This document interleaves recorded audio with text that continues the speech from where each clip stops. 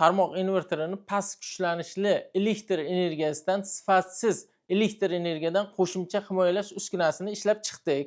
Bu uskunaning asosiy maqsadi inverterni kuyib qolishidan oldini oladi. Bunda masalan past kuchlanishli yoki yuqori kuchlanish bo'lganda yoki fazalar farqi bo'lganda bitta fazada yuklama ortib ketishi yoki bitta fazada faza yo'qolib qolishsa, masalan, inverterda bu tez orada ishdan chiqishiga olib keladi.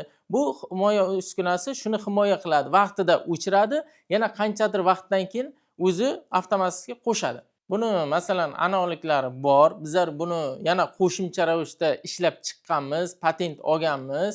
Bu masalan bir donasi 2.700.000 so'mga qo'yib beramiz. Bizlar ko'p joylarni quyosh fotoelektrik stansiyalarini o'rganish, tahlil qilganimizda bitta korxona bizlarni chaqirib, masalan, inverteri kuygan ekan, biza borib tekshirganimizda 1 oy davomida 2300 marta o'chib yongan, sikl bo'lgan. U yana bir 700 marta o'zi o'chib yonsa, sikl bo'lsa, u inverter kuyadi. U katta miqdorda qimmatga olgan. Masalan, shuni oldini olish maqsadida ham bu uskunani ishlab chiqqanmiz va bu uskunani bizlar bemalol tadbirkorga aytdik, maslahat berdik, qo'ydi bu.